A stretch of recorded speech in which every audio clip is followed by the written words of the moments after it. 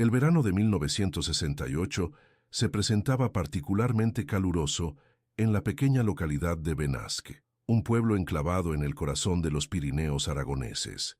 Las montañas, con sus cumbres todavía coronadas por retazos de nieve, se erguían majestuosas contra un cielo de un azul casi hiriente. El aire olía a pino y a tierra seca, y el sonido del río Ésera resonaba como una constante melodía de fondo en todo el valle. Elena Martínez y Roberto Sánchez habían llegado a Benasque 3 días antes, el 17 de julio. Formaban una pareja joven, ella con 26 años, él con 29, y llevaban apenas 8 meses casados. Elena era maestra en una escuela de Barcelona, y Roberto trabajaba como fotógrafo para una revista de naturaleza. Se habían conocido 2 años atrás durante una exposición fotográfica sobre los Pirineos, y ahora regresaban a estas montañas como parte de su tardío viaje de luna de miel. Aquella mañana del 20 de julio, Elena se levantó temprano. Desde la ventana de la pequeña pensión, El Abeto, podía ver cómo el sol comenzaba a iluminar las faldas del Pico Aneto. Roberto seguía dormido, rodeado de mapas y con su cámara Leica M3, un regalo de bodas de su padre, colocada cuidadosamente sobre la mesita de noche. «Voy a por el desayuno», susurró Elena, aunque sabía que Roberto no despertaría tan fácilmente. Él había pasado buena parte de la noche estudiando rutas y preparando el equipo para la excursión que tenían planeada. Bajó las escaleras de madera que crujían bajo sus pasos hasta llegar al pequeño comedor donde la señora Carmen, la dueña de la pensión, ya tenía preparado el café. «Buenos días, guapa», saludó la mujer con su acento montañés. «¿El marido sigue durmiendo?» «Sí», sonrió Elena. «Anoche estuvo hasta tarde planificando nuestra ruta de hoy». Carmen arrugó ligeramente el ceño mientras servía el café humeante en una taza de porcelana desportillada. «¿Van a subir al circo de Paderna? Ten cuidados, hija. El tiempo en la montaña cambia más rápido que el humor de mi difunto marido. Que en paz descanse». Elena asintió, aunque sin darle demasiada importancia. Roberto y ella habían hecho senderismo antes, y él conocía bien la zona gracias a sus anteriores trabajos fotográficos. Cuando regresó a la habitación con una bandeja de pan recién horneado, mantequilla y mermelada casera de frambuesa, Roberto ya estaba vistiéndose. Su rostro, normalmente sereno y pensativo, mostraba una excitación apenas contenida. «He estado pensando», dijo mientras se abrochaba las botas de montaña, «que podríamos desviarnos un poco del sendero marcado. Hay un glaciar pequeño que quiero fotografiar antes de que desaparezca por completo. El guía local me dijo que está retrocediendo varios metros cada año». Elena dejó la bandeja sobre la cama y se acercó a mirar el mapa que Roberto había extendido sobre la mesa. «¿No es peligroso salirse del camino?» Roberto negó con la cabeza mientras mordisqueaba un trozo de pan con mermelada. «Es solo un pequeño desvío. Además, llevo la brújula y conozco bien estas montañas. Confía en mí. Será una experiencia única». Para las 10 de la mañana ya estaban en marcha. El cielo seguía despejado, pero algunas nubes comenzaban a formarse alrededor de los picos más altos. Elena llevaba una mochila ligera con agua, algo de comida y un jersey extra. Roberto cargaba con el equipo fotográfico y una mochila más grande con provisiones adicionales, una pequeña tienda de campaña de emergencia y un botiquín básico. Se despidieron de Carmen, quien insistió en que firmaran el libro de registro de la pensión con la ruta prevista y la hora estimada de regreso.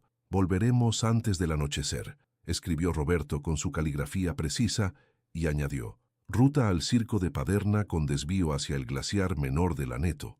El sendero comenzaba en las afueras del pueblo, serpenteando entre pinos y abetos, hasta ascender gradualmente hacia terreno más escarpado. A medida que avanzaban, el paisaje se volvía más agreste y espectacular. Los árboles dieron paso a praderas alpinas salpicadas de flores silvestres.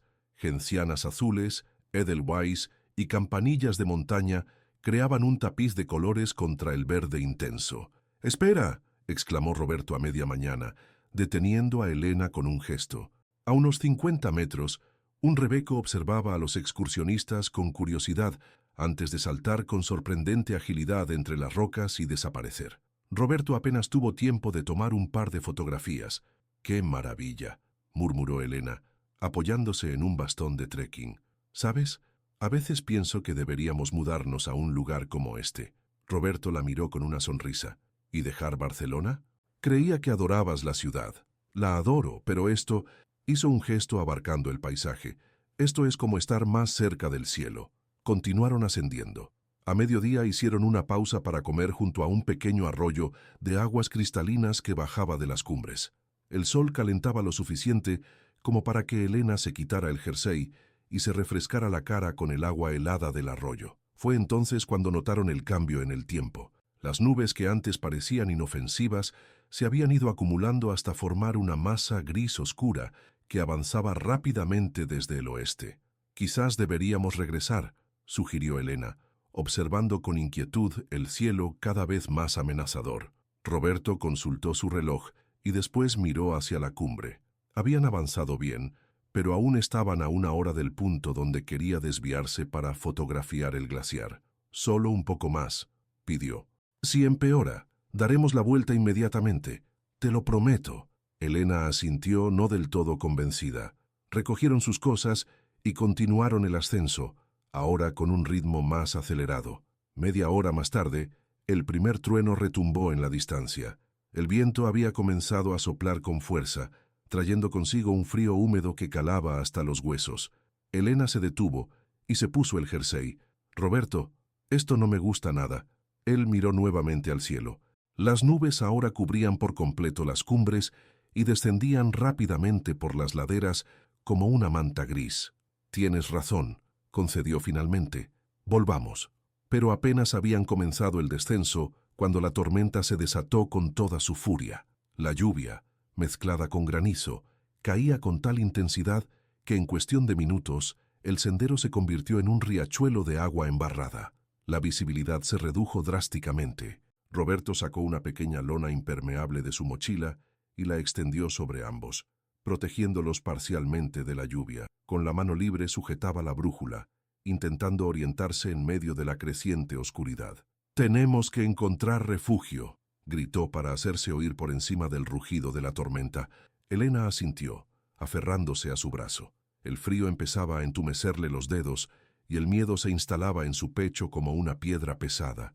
Roberto escudriñó los alrededores hasta que localizó lo que parecía ser una formación rocosa a unos 200 metros ladera abajo. «Podría ofrecer algo de protección. Por allí», señaló. Avanzaban con dificultad, resbalando en el terreno cada vez más traicionero, cuando un relámpago iluminó el cielo seguido inmediatamente por un trueno ensordecedor. Elena sintió que el suelo vibraba bajo sus pies. «¡Cuidado!», alcanzó a gritar Roberto. Lo que sucedió a continuación ocurrió con una rapidez aterradora. Un estruendo terrible, diferente al de los truenos, rasgó el aire. Elena vio, horrorizada, cómo una parte de la ladera por encima de ellos parecía desprenderse. Toneladas de rocas, tierra y árboles comenzaron a deslizarse montaña abajo, ganando velocidad a cada segundo. «¡Corre!». Roberto la empujó hacia un lado, alejándola de la trayectoria directa de la luz. Elena corrió desesperadamente, resbalando y cayendo varias veces. Cuando finalmente logró llegar a una zona más protegida detrás de una gran roca, se volvió para buscar a Roberto. No estaba allí. «¡Roberto!», gritó con todas sus fuerzas. «¡Roberto!». Solo el rugido de la tormenta y el eco distante del desprendimiento le respondieron.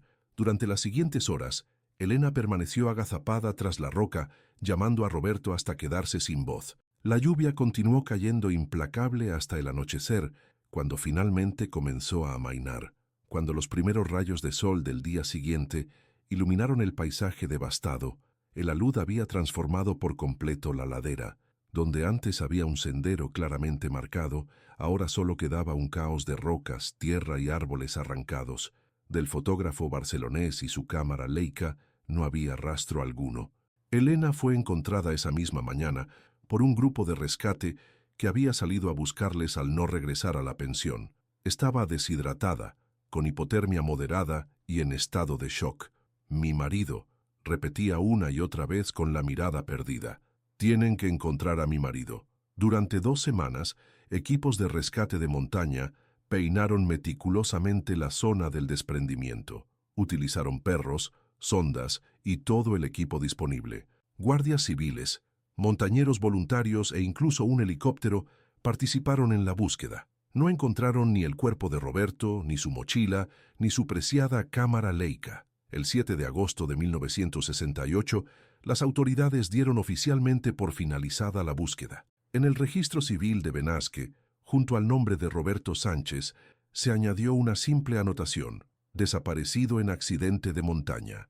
Elena regresó a Barcelona sola, llevando consigo únicamente su alianza de matrimonio y la terrible certeza de que las montañas que tanto amaban se habían llevado para siempre al amor de su vida. El regreso a Barcelona fue para Elena como entrar en un mundo paralelo donde nada tenía sentido. El apartamento que compartía con Roberto en el barrio del Born, con sus ventanales que daban a calles estrechas y empedradas, se había convertido en un museo de recuerdos incompletos. Las fotografías enmarcadas en las paredes, los libros de fotografía a medio leer sobre la mesita de noche, la ropa de él todavía colgada en el armario, cada objeto parecía contener un fragmento de la vida que habían comenzado a construir juntos. Durante las primeras semanas, Elena se movía por el apartamento como un fantasma, incapaz de deshacerse de nada, preservando cada cosa exactamente como Roberto la había dejado. Su taza de café favorita, con restos de café seco en el fondo, sus zapatillas junto a la puerta, como si en cualquier momento fuera a entrar y ponérselas. Los padres de Roberto, Mateo y Consuelo Sánchez, hacían visitas casi diarias. Mateo, un hombre de pocas palabras que había trabajado toda su vida como impresor, se sentaba en silencio en el sofá, mirando las fotografías que su hijo había tomado y que decoraban las paredes. Consuelo, más práctica y directa, intentaba que Elena comiera algo, limpiaba el apartamento y le recordaba que tenía que seguir viviendo. Él no habría querido verte así, le decía mientras le cepillaba el pelo, como si Elena fuera una niña pequeña. Roberto amaba la vida y te amaba a ti. No puedes dejarte morir. Pero las palabras apenas llegaban a Elena. En su mente solo existía una pregunta constante y sin respuesta. ¿Dónde estaba Roberto? ¿Había sufrido? ¿Estaba verdaderamente muerto? ¿O, por algún milagro improbable, seguía con vida en algún lugar, herido y sin poder comunicarse? A finales de agosto, cuando la escuela donde trabajaba le comunicó que esperaban su regreso para el inicio del curso en septiembre, Elena tomó una decisión. No volvería a dar clases, al menos no ese año. En lugar de eso, regresaría a Benasque. Necesitaba estar cerca del lugar donde Roberto había desaparecido. Necesitaba seguir buscando. «Estás loca», le dijo su hermana mayor, Lucía, cuando Elena le comunicó su plan. «¿Qué vas a hacer allí? Los equipos de rescate ya han buscado por todas partes. No encontraron nada. No buscaron lo suficiente», respondió Elena con una determinación que sorprendió a todos. «No conocían a Roberto como yo. Él es un superviviente. Si hay una mínima posibilidad». «Elena», intervino su padre, Juan Martínez, un médico respetado con el don de decir verdades difíciles de la forma más amable posible. «Hija mía, tienes que aceptar lo que ha pasado. Roberto está muerto. La montaña se lo llevó. Es terrible, es injusto, pero es la realidad». Pero Elena no podía, o no quería, aceptar esa realidad. A principios de septiembre, con los ahorros que tenían para comprar un coche nuevo, alquiló una pequeña habitación en la misma pensión El Abeto, donde se habían hospedado con Roberto. La señora Carmen la recibió con una mezcla de compasión y preocupación. «Niña, ¿estás segura de que quieres quedarte aquí? Este pueblo guarda recuerdos muy duros para ti. Precisamente por eso debo quedarme», respondió Elena. «Los recuerdos son lo único que me queda de él». Durante las siguientes semanas, Elena se convirtió en una presencia habitual en las montañas. Cada mañana, equipada con un mapa detallado y provisiones para el día, salía a recorrer diferentes áreas alrededor del lugar del desprendimiento. Contrataba ocasionalmente a guías locales que la acompañaran a zonas más peligrosas o de difícil acceso. La gente del pueblo comenzó a hablar. Algunos la miraban con lástima, otros con admiración por su tenacidad. Los más ancianos murmuraban que no era bueno desafiar a la montaña, que había que aceptar lo que ésta decidía llevarse. El teniente Gómez de la Guardia Civil, que había coordinado la búsqueda oficial, la recibió en su despacho cuando Elena se presentó con nuevas teorías sobre dónde podría estar Roberto. «Señora Martínez», le dijo con tono paciente pero firme, «comprendo su dolor. De verdad que sí, pero tiene que entender que hicimos todo lo humanamente posible. Movilizamos recursos extraordinarios para encontrar a su marido. Pero no lo encontraron, insistió ella, ni vivo ni muerto. ¿No le parece extraño? Algo se les tuvo que pasar por alto. El teniente suspiró y le mostró un mapa donde habían marcado meticulosamente cada zona explorada. El desprendimiento fue masivo, toneladas de rocas y tierra. Si su marido quedó atrapado debajo, es posible que nunca encontremos el cuerpo. La montaña a veces se guarda sus secretos. A medida que septiembre daba paso a octubre y este a noviembre, la búsqueda personal de Elena se volvía cada vez más difícil. Las primeras nevadas comenzaron a cubrir las cumbres y pronto los senderos serían impracticables hasta la primavera siguiente. Una tarde particularmente fría, mientras regresaba de otra búsqueda infructuosa, Elena se encontró con Miguel, un pastor local que la había ayudado en varias ocasiones. «Se acerca el invierno, Selena», le dijo el hombre, apoyándose en su cayado mientras sus ovejas pastaban tranquilamente a unos metros. «Pronto no podrás subir más a la montaña. Volveré en primavera», respondió ella automáticamente. Miguel la miró con sus ojos gastados por décadas de sol y viento. «He visto muchas cosas en estas montañas», dijo después de un largo silencio. «He visto cómo se llevan a hombres fuertes, a montañeros experimentados. No es la primera vez y no será la última. Pero también he visto cómo la obsesión por encontrarlos consume a los que se quedan.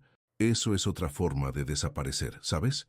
Las palabras del viejo pastor calaron hondo en Elena. Esa noche, en su pequeña habitación en la pensión, se sentó frente al espejo y realmente se miró por primera vez en meses. Apenas reconoció a la mujer demacrada y ojerosa que le devolvía la mirada. Su pelo, antes brillante y cuidado, estaba enredado y sin vida. Había perdido tanto peso que la ropa le colgaba como si perteneciera a otra persona. «¿Qué estoy haciendo?», susurró a su reflejo. Esa misma noche llamó a sus padres desde el único teléfono público del pueblo. «Vuelvo a casa», dijo simplemente. 2 días después, Elena dejaba Benasque. Antes de partir, hizo una última visita al lugar aproximado donde había ocurrido el desprendimiento, ahora cubierto por una fina capa de nieve temprana. Allí, entre las rocas, dejó un pequeño ramo de flores silvestres que había recogido en el camino. «Te encontraré», prometió en voz baja. «Quizás no hoy ni mañana, pero algún día sabré qué te pasó. Te lo juro». El regreso a Barcelona supuso el inicio de una nueva etapa. Elena no volvió al apartamento que había compartido con Roberto.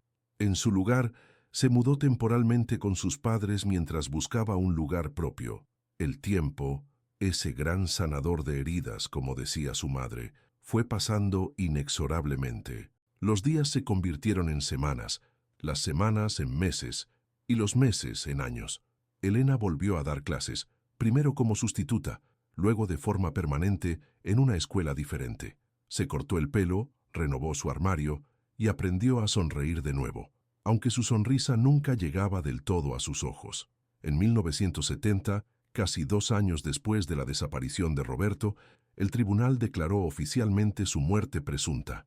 Elena, que hasta entonces se había negado a aceptar cualquier trámite legal que implicara admitir que Roberto no volvería, finalmente firmó los documentos.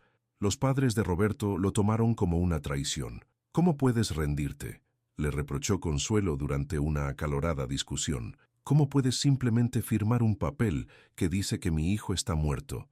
«No me estoy rindiendo», respondió Elena, manteniendo la calma. «Ya estoy aceptando que, vivo o muerto, Roberto no va a volver como si nada hubiera pasado. Han pasado 2 años, Consuelo. 2 años sin una sola pista, sin un solo indicio. Para ti es fácil decirlo», intervino Mateo con amargura. «Eres joven, puedes rehacer tu vida, encontrar a otro hombre. Para nosotros era nuestro único hijo». Las palabras dolieron más de lo que Elena quiso admitir. A partir de ese momento, la relación con sus suegros se volvió distante, limitándose a llamadas ocasionales en fechas señaladas. En 1973, Elena conoció a Gabriel, un profesor de literatura en la misma escuela donde ella trabajaba. Era un hombre amable, paciente y con una pasión por la poesía que resultaba contagiosa. Comenzaron como amigos, compartiendo almuerzos en la sala de profesores y recomendándose libros mutuamente. Con el tiempo, la amistad fue evolucionando hacia algo más. Su primera cita oficial fue a un recital de poesía en el barrio gótico. Mientras caminaban después por las callejuelas iluminadas por farolas antiguas, Gabriel le tomó la mano. Elena sintió una punzada de culpabilidad tan intensa que tuvo que detenerse. «No puedo», dijo, retirando la mano. «Lo siento, Gabriel. Creía que estaba lista, pero no lo estoy». Gabriel no presionó. En lugar de eso, la escuchó hablar de Roberto durante horas aquella noche, sentados en un pequeño café. Fue la primera vez que Elena habló abiertamente sobre lo ocurrido, sobre sus meses de búsqueda desesperada, sobre la culpa que sentía por haber sobrevivido. «No estás traicionando su memoria por querer ser feliz de nuevo», le dijo Gabriel suavemente, «y no tienes que olvidarle para seguir adelante». Su relación avanzó lentamente, con altibajos. Hubo momentos en que Elena se retraía, incapaz de superar la sensación de estar engañando a Roberto. Otros días se entregaba completamente a esa segunda oportunidad que la vida le ofrecía. En 1975, 7 años después de la desaparición, Elena y Gabriel se casaron en una ceremonia íntima. Elena llevaba un vestido sencillo, color crema, muy diferente al elaborado vestido blanco que había usado en su boda con Roberto. No quería comparaciones, no quería repeticiones. Durante la celebración, cuando todos bailaban y reían, Elena se escabulló un momento al jardín. Desde allí podía ver las montañas de Montjuïc recortándose contra el cielo estrellado de Barcelona. No eran los Pirineos, pero igualmente le hicieron pensar en Roberto. «Espero que estés en paz, donde quiera que estés», murmuró. «Yo estoy intentando encontrar la mía». La vida continuó su curso. Elena y Gabriel compraron una casa en Gracia, un barrio bohemio y tranquilo. En 1977 nació su hija Lucía, nombrada así en honor a la hermana de Elena. 2 años después, llegó Martín. La familia estaba completa. Sin embargo, había un rincón en la casa que pertenecía exclusivamente al pasado. Un pequeño escritorio en el despacho donde Elena guardaba una caja con recuerdos de Roberto. Algunas fotografías, cartas, su alianza de matrimonio y un cuaderno donde ella había ido anotando meticulosamente cada detalle de su desaparición, cada teoría, cada posibilidad, por improbable que fuera. Gabriel respetaba ese espacio sagrado. Nunca cuestionó por qué Elena mantenía vivo ese vínculo con su primer marido, ni mostró celos por un fantasma contra el que no podía competir. Entendía que el amor no es un recurso limitado, que el corazón de Elena era lo suficientemente grande para albergar tanto el amor presente como el pasado. Los niños crecieron sabiendo que Elena había estado casada antes. No era un secreto ni un tema tabú en la familia. Cuando Lucía tenía 8 años, encontró una fotografía de Roberto mientras jugaba a explorar. «¿Quién es este hombre, mamá?», preguntó con la curiosidad propia de su edad. Elena tomó la fotografía y la miró largamente. Era una de las últimas imágenes de Roberto, tomada pocas semanas antes del viaje a Benasque. Estaba junto a Zuleika, sonriendo a la cámara con esa mezcla de timidez y alegría que le caracterizaba. «Era alguien a quien quise mucho», respondió finalmente.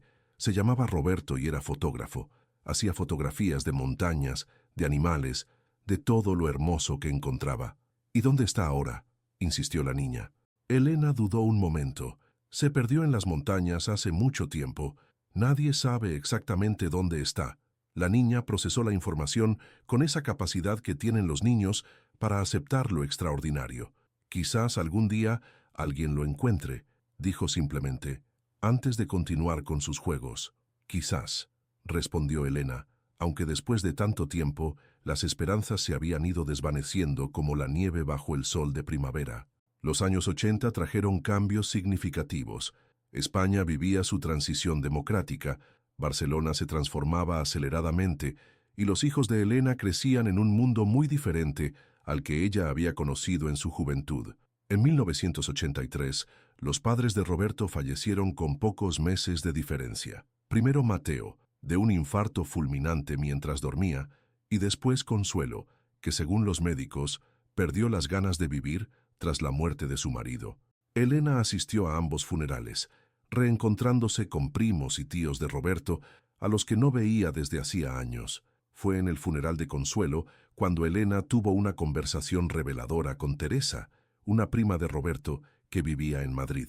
«¿Sabes?», Consuelo nunca dejó de buscarlo, le dijo Teresa mientras compartían un café después del entierro.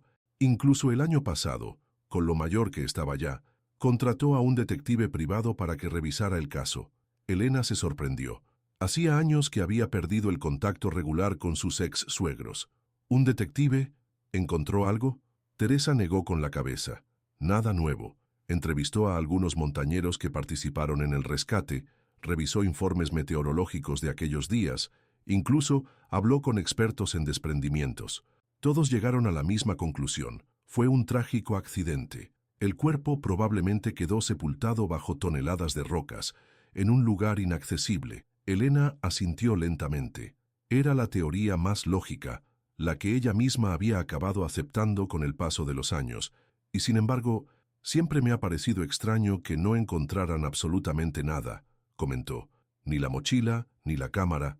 Roberto adoraba esa Leica. Era como una extensión de sí mismo.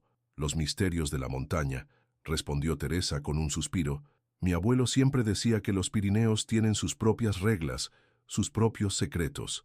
Al regresar a casa después del funeral, Elena sacó la caja de recuerdos de Roberto y revisó una vez más cada fotografía sin cada nota. Se dio cuenta de que hacía años que no la abría. La vida, con sus exigencias cotidianas, sus alegrías y sus nuevos desafíos, había ido relegando aquel capítulo doloroso a un segundo plano. 15 años, murmuró para sí misma. 15 años sin respuestas.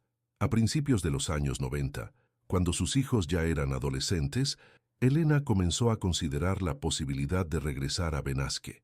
No para buscar a Roberto, esa obsesión había quedado atrás hacía mucho tiempo, sino para hacer las paces con aquel lugar, con aquellas montañas que habían marcado su vida de forma tan definitiva. La oportunidad se presentó en el verano de 1993, cuando Gabriel, que para entonces había publicado varios libros de poesía con cierto éxito, fue invitado a dar un taller literario en Huesca. Elena decidió acompañarlo y extender el viaje hasta Benasque. ¿Estás segura?, le preguntó Gabriel la noche antes de partir. Podría remover muchas cosas. Precisamente por eso necesito ir, respondió ella. Han pasado 25 años, Gabriel. Es hora de cerrar ese capítulo definitivamente. Benasque había cambiado. El pequeño pueblo que Elena recordaba se había transformado en un destino turístico popular. Había nuevos hoteles, restaurantes, tiendas de equipamiento de montaña. La antigua pensión Pelabeto seguía en pie, pero ahora se llamaba Hotel Montañés y había sido completamente renovada. Elena caminó por las calles con una extraña sensación de familiaridad y extrañeza simultáneas. Los edificios eran los mismos, pero diferentes. Las montañas, sin embargo, permanecían inalterables, eternas en su majestuosidad. ¿Quieres subir?, preguntó Gabriel, señalando hacia el sendero que conducía al lugar del accidente. Elena negó con la cabeza. No, ya no hay nada que buscar allí arriba. En su lugar, visitaron el pequeño cementerio del pueblo. No había tumba para Roberto, por supuesto, pero Elena había traído un pequeño ramo de flores que depositó junto al muro exterior. Es extraño, dijo, mientras observaba las montañas desde el cementerio. Durante años me atormentó no saber qué le había pasado exactamente, no tener un lugar donde llorarle. Ahora entiendo que toda esta cordillera es su monumento, su lugar de descanso. Aquella visita a Benasque supuso un punto de inflexión. A su regreso a Barcelona, Elena finalmente se deshizo de muchos de los objetos que había conservado. Ropa antigua de Roberto, libros que nunca volvería a leer, recortes de periódicos sobre la desaparición. Solo conservó las fotografías, algunas cartas especialmente significativas, y la alianza. La vida siguió su curso. Lucía, la hija mayor, ingresó en la universidad para estudiar Bellas Artes, mostrando un talento para la fotografía que a todos les recordaba a Roberto. Martín se decantó por la ingeniería. Elena y Gabriel envejecían juntos, disfrutando de esa tranquila complicidad que solo construye en los años compartidos. En 1999, 31 años después de la desaparición, Elena se jubiló anticipadamente de su trabajo como maestra. Gabriel seguía escribiendo y dando clases ocasionales. Decidieron comprar una pequeña casa de campo en el Ampurdán, donde pasaban cada vez más tiempo, especialmente en primavera y verano. El nuevo milenio trajo consigo la boda de Lucía y el nacimiento de su primer nieto, al que llamaron Roberto, en un gesto que emocionó profundamente a Elena. Ver a ese bebé con el nombre de su primer amor le pareció una forma hermosa de mantener viva su memoria. Y así, entre alegrías familiares y la tranquilidad de una vida bien vivida, Elena fue dejando atrás el dolor. La ausencia de Roberto ya no era una herida abierta, sino una cicatriz antigua que solo ocasionalmente le recordaba su existencia. Hasta que, en 2009, un mensaje inesperado cambiaría todo nuevamente. La llamada llegó un martes de abril de 2009, cuando los almendros ya habían perdido sus flores y el calor comenzaba a instalarse en Cataluña.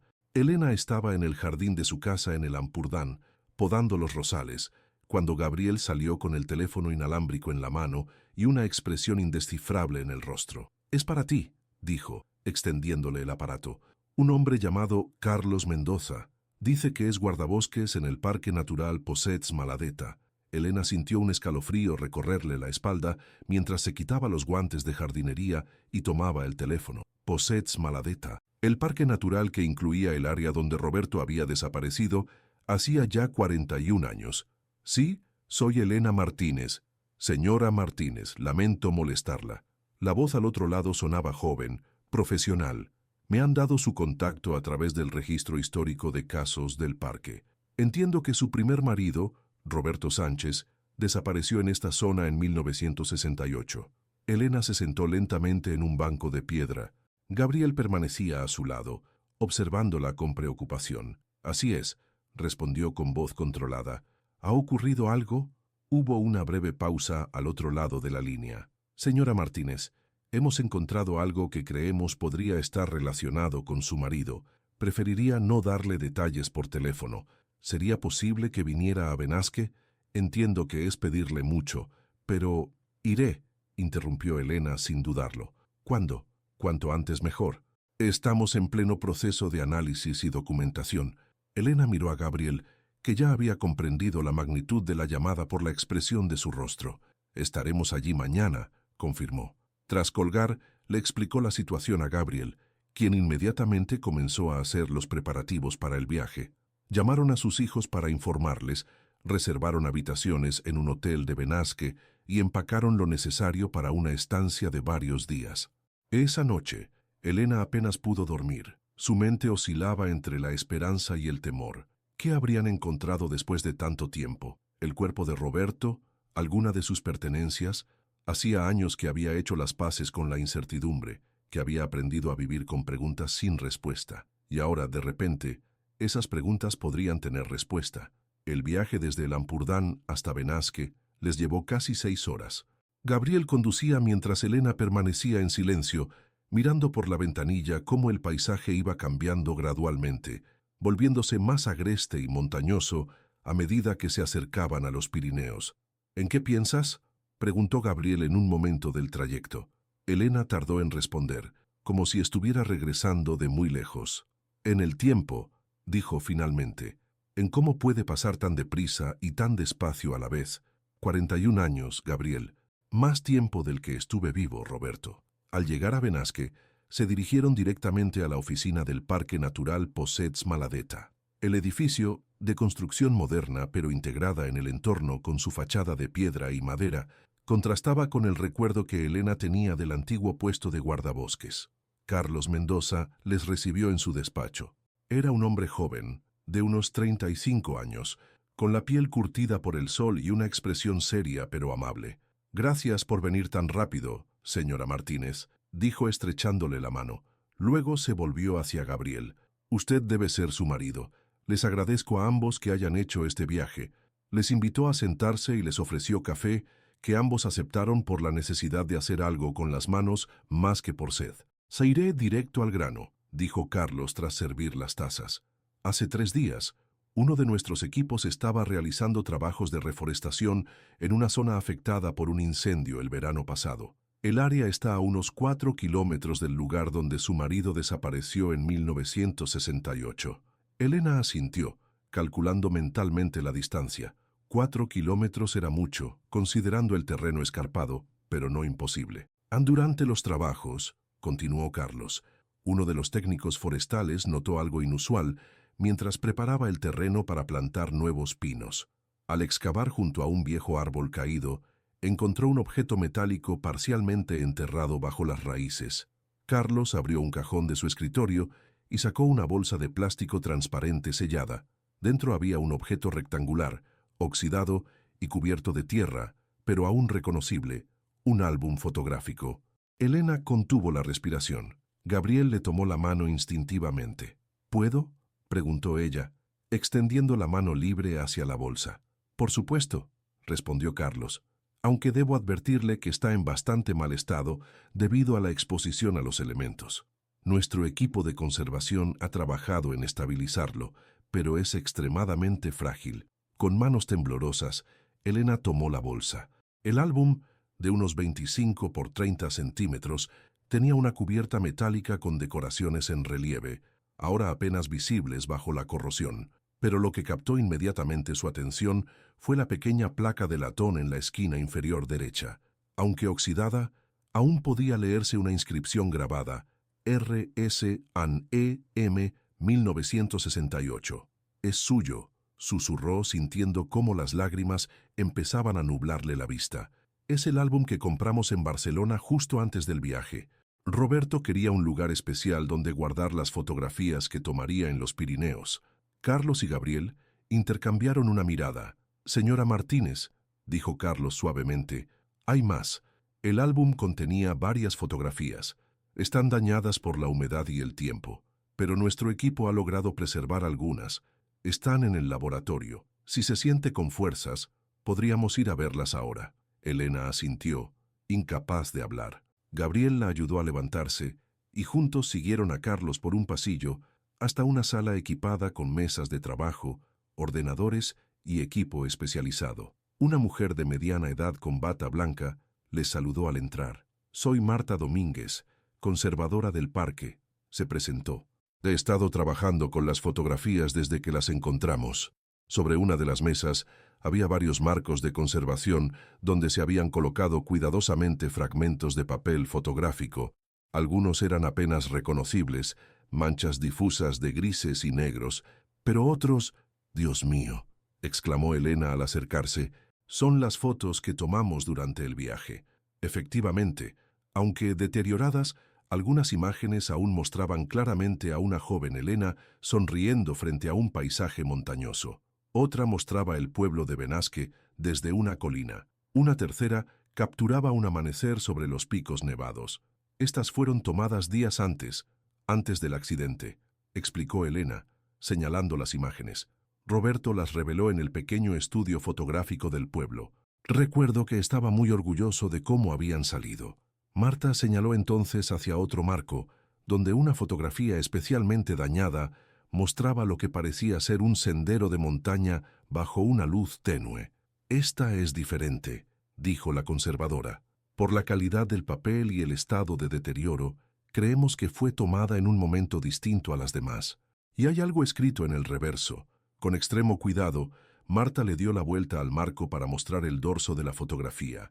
Allí, con una caligrafía que Elena reconoció inmediatamente como la de Roberto, había unas palabras parcialmente legibles. Tormenta empeorand, refugio en cueva, volveré cuando... si encuentras esto. El resto estaba demasiado deteriorado para ser leído.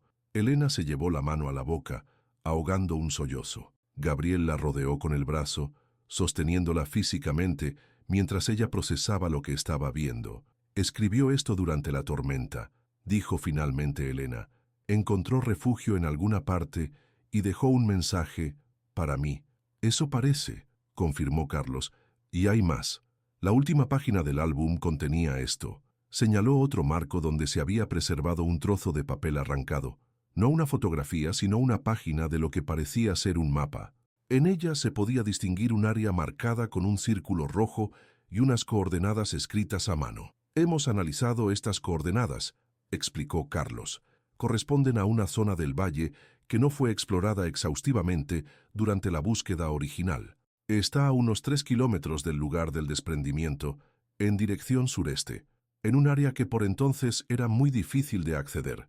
¿Están sugiriendo que Roberto podría haber sobrevivido al desprendimiento?, preguntó Gabriel, verbalizando lo que Elena no se atrevía a preguntar. Carlos y Marta intercambiaron miradas, claramente incómodos. «No queremos crear falsas esperanzas», respondió Carlos con cautela. «Han pasado más de 40 años. Lo que sí podemos decir con certeza es que este álbum fue colocado deliberadamente bajo ese árbol. No llegó allí por casualidad, y las evidencias sugieren que fue el propio Roberto quien lo dejó, posiblemente como una forma de señalar su ubicación o la dirección en la que se dirigía». Elena miró nuevamente las fotografías, el mensaje fragmentado, el mapa. Después de décadas de incertidumbre, de preguntas sin respuesta, finalmente tenía algo tangible, una prueba de que Roberto había sobrevivido al menos lo suficiente para dejar este mensaje. «Quiero ir a ese lugar», dijo con determinación. «A las coordenadas del mapa». «Elena», comenzó Gabriel preocupado. «Necesito ir, Gabriel», le interrumpió ella. «He esperado 41 años para saber qué le pasó. No puedo esperar ni un día más». Carlos asintió comprensivamente. «Lo entiendo, señora Martínez, pero debe saber que el terreno es complicado. Estamos organizando una expedición oficial para mañana a primera hora. Tenemos equipo adecuado y personal experimentado. Le sugiero que nos acompañe entonces». Elena aceptó a regañadientes. Pasó el resto del día examinando cada fotografía, cada fragmento del álbum, buscando pistas adicionales. En su mente intentaba reconstruir lo que podría haber ocurrido. Roberto sobreviviendo al desprendimiento, encontrando refugio, dejando este álbum como señal. Esa noche, en la habitación del hotel, Elena no pudo dormir. Se levantó varias veces para mirar por la ventana hacia las montañas, oscuras y silenciosas, bajo el cielo estrellado. «¿Y si sigue ahí arriba?», preguntó en voz alta, sabiendo que Gabriel también estaba despierto. «¿Y si ha estado esperando todos estos años?». Gabriel se acercó y la abrazó por detrás. «Elena», dijo suavemente, «sabes que eso no es posible. Han pasado 41 años. Nadie podría sobrevivir tanto tiempo en esas condiciones». «Lo sé», respondió ella con un suspiro. «Racionalmente, lo sé, pero una parte de mí sigue esperando un milagro». «El milagro ya ha ocurrido», dijo Gabriel. «Después de tanto tiempo, has encontrado una respuesta. Sabrás qué le pasó realmente a Roberto. Eso es más de lo que muchas personas en tu situación consiguen jamás».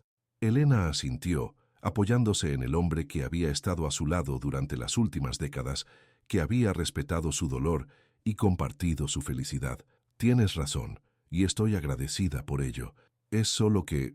«Lo sé», la interrumpió Gabriel con ternura. «Una parte de ti siempre le pertenecerá a él. Y está bien así». A la mañana siguiente, un equipo de 7 personas partió del centro de visitantes del Parque Natural. Carlos lideraba la expedición, acompañado por 2 guardabosques más, un médico, un especialista en rescate de montaña, y Elena y Gabriel.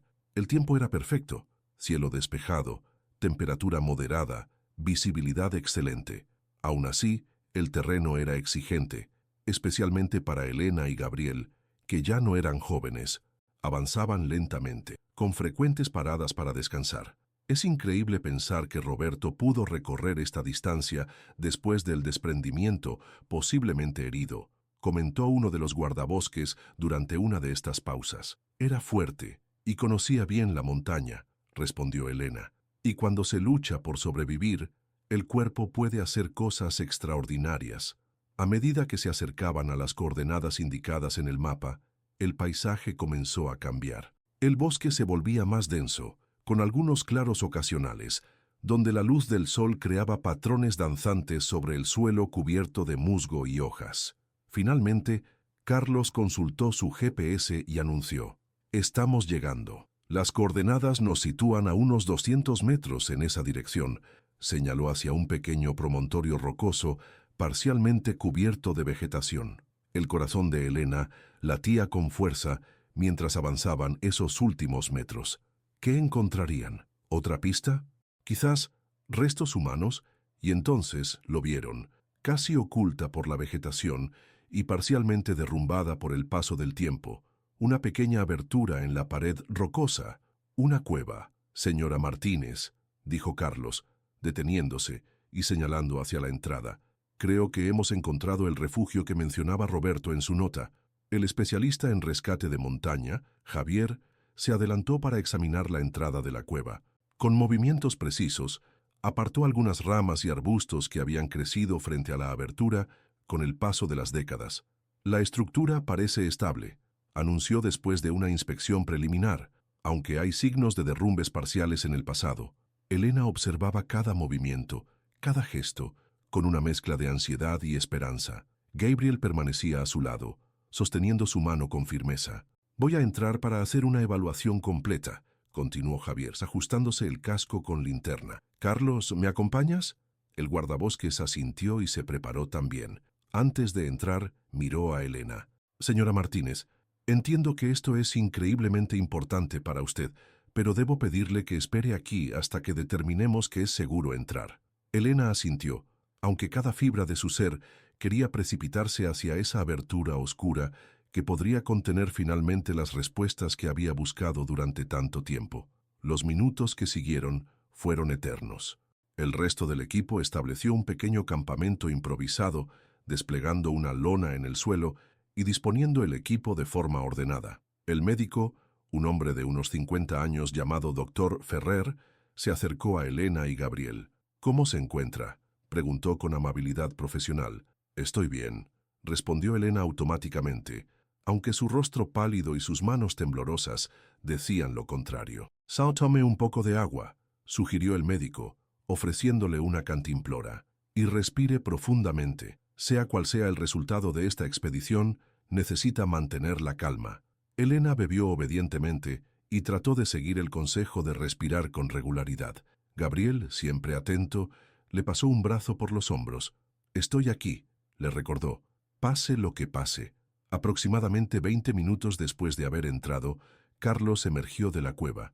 Su expresión era indescifrable mientras se acercaba a Elena. «Señora Martínez», dijo con voz controlada, «hemos encontrado algo. Creo que debería verlo usted misma». Elena se puso de pie inmediatamente. «¿Es él?», preguntó casi sin aliento. «¿Han encontrado? Por favor, acompáñeme», respondió Carlos sin responder directamente. «El doctor Ferrer y su marido también, si lo desean». La entrada a la cueva era estrecha, apenas lo suficiente para que una persona pasara agachada. Una vez dentro, el espacio se ampliaba considerablemente, formando una cámara natural de unos 4 metros de diámetro y altura suficiente para estar de pie cómodamente. La luz de las linternas creaba sombras danzantes en las paredes rocosas, húmedas y cubiertas en algunas zonas por un musgo pálido. Lo primero que Elena notó fue que el suelo de la cueva no era completamente natural. Alguien había movido rocas para crear una superficie más plana, había despejado un área central y acumulado piedras en los laterales de forma deliberada. «Alguien vivió aquí», dijo en voz baja, «durante algún tiempo». «Eso parece», confirmó Carlos, «y hay más». «Por aquí». La dirigió hacia el fondo de la cámara principal, donde Javier iluminaba con su linterna lo que parecía ser un pequeño montículo cubierto por piedras planas cuidadosamente dispuestas. Junto a este montículo había varios objetos: una mochila desgastada y parcialmente desintegrada por el tiempo, restos de lo que podría haber sido una tienda de campaña, y una caja metálica de municiones reconvertida en contenedor. Elena no pudo terminar la pregunta, sintiendo cómo la realidad se precipitaba sobre ella como una avalancha. «Creemos que sí», respondió Carlos con suavidad. «Parece ser una tumba improvisada». Elena se acercó lentamente, como si caminar demasiado rápido pudiera de alguna manera perturbar el descanso de quien yacía allí. Se arrodilló junto al montículo y pasó suavemente la mano por las piedras que lo cubrían. «Roberto», susurró. El doctor Ferrer se acercó y examinó la estructura con ojo clínico. «Por la disposición, parece que fue construida con mucho cuidado», comentó. «No es el trabajo de alguien en pánico o agonizando. Esto lo hizo alguien que tuvo tiempo y fuerzas para honrar adecuadamente a la persona fallecida». Elena asintió, absorbiendo esta información. Luego su atención se dirigió hacia la caja metálica. «¿Puedo?», preguntó, señalándola. Carlos dudó un momento. «Técnicamente, esto es ahora una escena que requiere documentación arqueológica adecuada, pero dadas las circunstancias, creo que nadie objetará». Con cuidado, acercó la caja a Elena. Era un contenedor militar estándar, del tipo que se usaba para almacenar munición pequeña, con un cierre hermético que había protegido su contenido de la humedad y los elementos durante décadas. Con manos temblorosas, Elena abrió el cierre. Dentro encontró varios objetos cuidadosamente dispuestos: un cuaderno con tapas de cuero, un reloj de bolsillo, una navaja suiza y en el fondo, envuelta en un trozo de tela, la Leica M3 de Roberto. Su cámara, dijo Gabriel, sorprendido. La conservó hasta el final. Elena tomó el cuaderno. Las páginas estaban amarillentas, pero perfectamente legibles gracias a la protección de la caja metálica. En la primera página, con la inconfundible caligrafía de Roberto, había un título simple: Diario de R.S. Pirineos, 1968.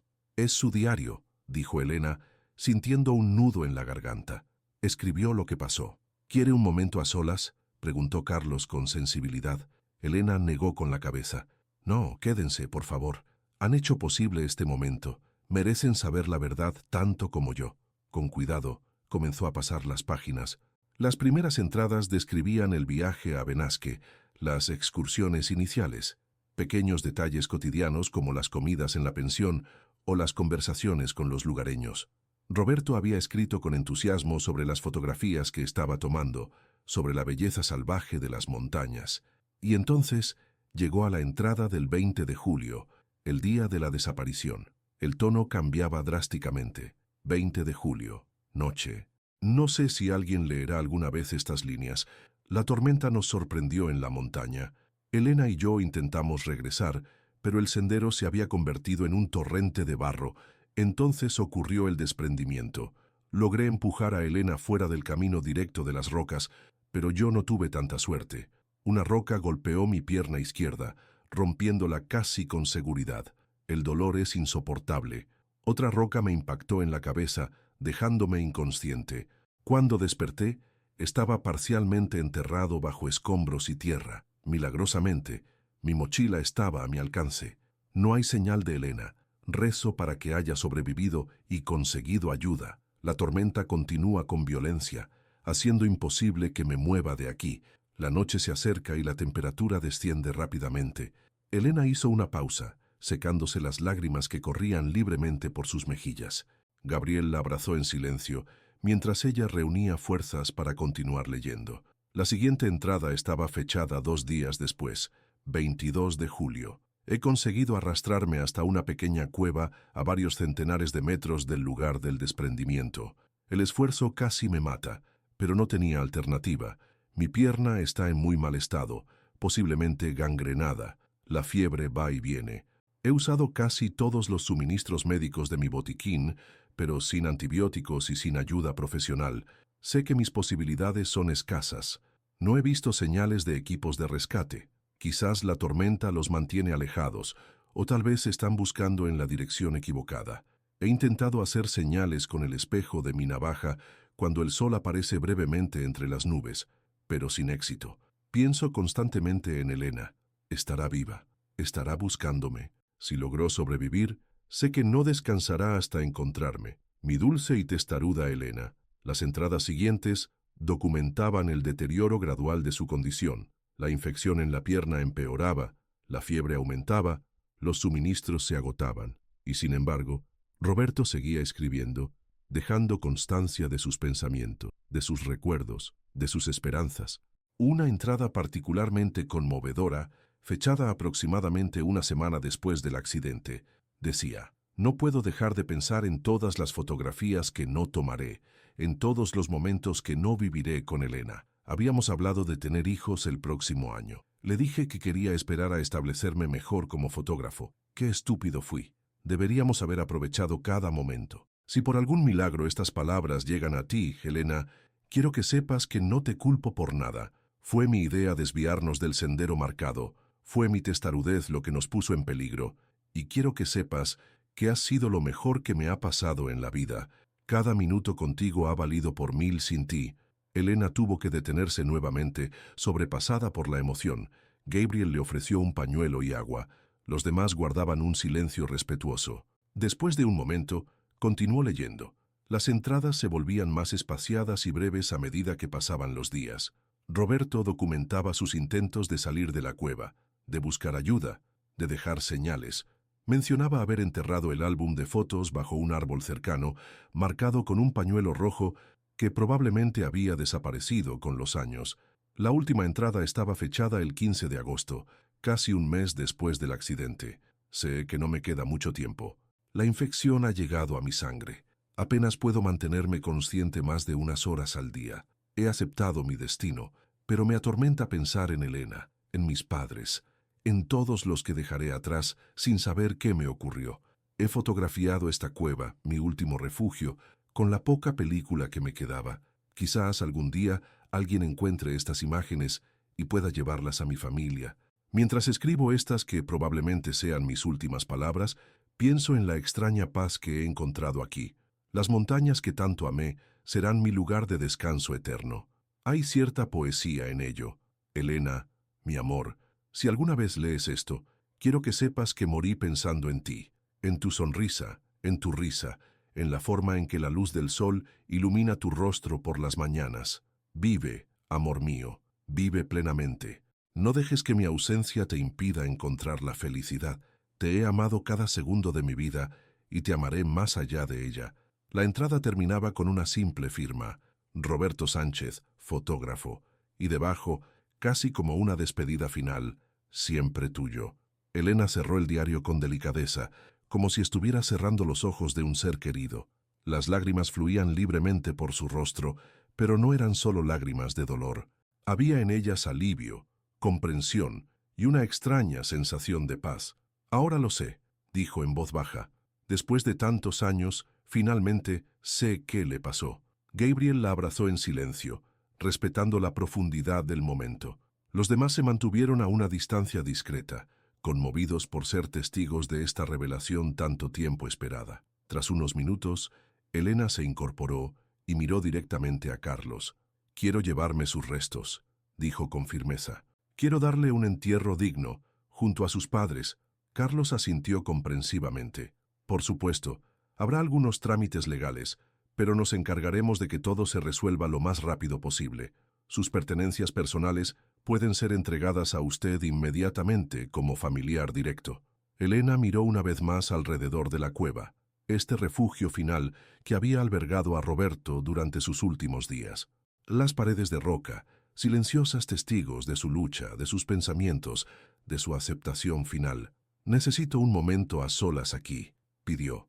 Todos asintieron y salieron discretamente, incluso Gabriel, que le dio un suave apretón en el hombro antes de retirarse. Una vez sola, Elena se acercó al montículo de piedras que cubría los restos de Roberto. Se arrodilló junto a él y colocó suavemente una mano sobre las piedras. «Te encontré», susurró cumpliendo la promesa que había hecho 41 años atrás. «Tardé demasiado, pero finalmente te encontré». Permaneció así, en silencio, durante largo rato. No rezaba exactamente, sino que conversaba mentalmente con Roberto, contándole sobre su vida, sobre sus hijos, sobre los años que habían pasado. Le habló de cómo había aprendido a vivir con su ausencia, de cómo había encontrado un nuevo amor, sin olvidar jamás el primero, de cómo sus nietos llevaban ahora su nombre y su espíritu. Finalmente, sacó algo de su bolsillo, su antigua alianza de matrimonio, que había conservado todos esos años en la pequeña caja de recuerdos. La colocó cuidadosamente entre las piedras. «Una parte de mí siempre te perteneció», dijo, «y ahora regresa a ti». Cuando salió de la cueva, su rostro reflejaba una serenidad que sorprendió a todos. Gabriel se acercó inmediatamente. «¿Estás bien?», preguntó con preocupación. Elena asintió tomándole la mano. «Mejor que bien», respondió. «Por fin puedo despedirme adecuadamente». En los días siguientes se completaron todos los trámites necesarios. Las autoridades determinaron oficialmente que los restos encontrados pertenecían a Roberto Sánchez, desaparecido en 1968. Elena contactó con sus hijos, que viajaron inmediatamente a Benasque para acompañarla. Una semana después, en un pequeño y solemne acto, los restos de Roberto fueron enterrados en el cementerio de Montjuïc en Barcelona, junto a sus padres. Asistieron familiares, viejos amigos y también Carlos y algunos miembros del equipo que había participado en el descubrimiento. Durante el sepelio, Lucía, la hija de Elena y Gabriel, leyó algunos fragmentos del diario de Roberto, aquellos que hablaban de su amor por la naturaleza, por la fotografía, por la vida misma. Martín, su hijo, colocó una fotografía enmarcada sobre el ataúd, una de las imágenes rescatadas del álbum, que mostraba a una joven Elena sonriendo en las montañas. Cuando todo terminó, mientras los asistentes se dispersaban lentamente, Elena permaneció un momento más frente a la tumba recién sellada. Gabriel esperaba a unos metros, dándole espacio. «Es curioso», comentó Elena cuando finalmente se reunió con él. «Durante años, lo que más me atormentaba era no saber. Imaginaba los peores escenarios, que había sufrido, que había muerto solo y aterrorizado. Ahora que sé la verdad, que lo vi con sus propias palabras, siento que puedo finalmente dejar ir ese dolor». «¿Qué quieres decir?», preguntó Gabriel. «Roberto encontró paz al final», explicó Elena. «En medio de circunstancias terribles, encontró una forma de aceptar su destino, de despedirse, de dejar un legado. No murió desesperado ni aterrorizado. Murió en paz, pensando en los que amaba. Hay cierta belleza en eso, ¿no crees?». Gabriel asintió comprendiendo, y sus últimas palabras fueron para decirte que vivieras, que encontraras la felicidad. «Y lo hice», respondió Elena, apretando la mano de Gabriel. «Gracias a ti, gracias a nuestros hijos, gracias a la vida que construimos juntos». Roberto estaría contento de saberlo. En las semanas siguientes, Elena trabajó con el Parque Natural Possets Maladeta para establecer una pequeña exposición dedicada a Roberto. Las fotografías rescatadas, debidamente restauradas y preservadas, se exhibieron junto con fragmentos seleccionados de su diario y algunos de sus efectos personales, incluyendo su Leica M3. La historia del fotógrafo desaparecido en 1968 y encontrado 4 décadas después captó la atención de los medios nacionales. Elena concedió algunas entrevistas, no por notoriedad, sino para compartir lo que consideraba un importante mensaje sobre el cierre, la perseverancia y el poder sanador de la verdad. «Durante 41 años viví con un fantasma», declaró en una de estas entrevistas. «No el fantasma de Roberto, sino el fantasma de la incertidumbre. Ahora puedo decir que finalmente estoy en paz y espero que nuestra historia pueda dar esperanza a otras familias que viven con la angustia de no saber». Un año después del descubrimiento, Elena, Gabriel y sus hijos regresaron a la cueva. El lugar había sido preservado respetuosamente con una pequeña placa conmemorativa en la entrada. Con la ayuda del parque, habían organizado una ceremonia íntima. Elena llevaba consigo algo especial, un nuevo álbum de fotografías que había compilado durante el año.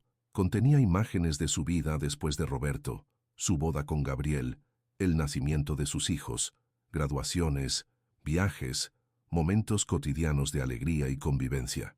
Las últimas páginas mostraban a sus nietos, especialmente al pequeño Roberto, que mostraba ya una temprana fascinación por la fotografía. «Quiero dejar esto aquí», explicó a su familia, «en el lugar donde él pasó sus últimos días. Quiero que sepa que su último deseo se cumplió, que viví, que fui feliz, que su memoria perduró». Con ceremonial sencillez, colocó el álbum en un pequeño nicho natural de la pared de la cueva, protegido por una caja impermeable. Junto a él, dejó una fotografía reciente de toda la familia reunida.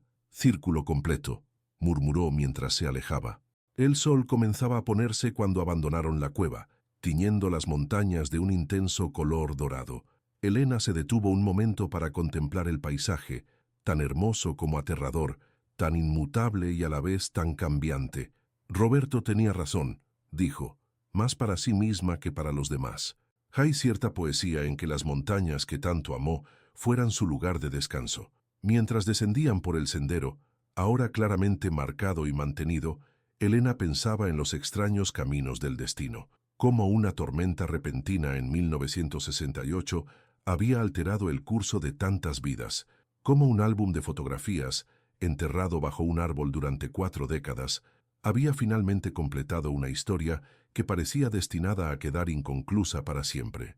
Y, sobre todo, pensaba en cómo el tiempo, que parecía haberlo borrado todo, en realidad no había borrado nada, solo lo había transformado, como las propias montañas, que cambian imperceptiblemente con cada estación, pero permanecen esencialmente inalterables en su majestuosidad. Al llegar al pueblo, ya de noche, las luces de Benasque brillaban acogedoras en la distancia. Elena se detuvo una última vez para mirar hacia atrás, hacia las cumbres ahora invisibles en la oscuridad. «Adiós, Roberto», dijo en voz baja. Esta vez, de verdad. Gabriel, que caminaba a su lado, le tomó la mano sin decir palabra. No hacían falta palabras. Después de 41 años, el círculo finalmente se había cerrado. La historia de la pareja que desapareció en los Pirineos en 1968 tenía, al fin, un final.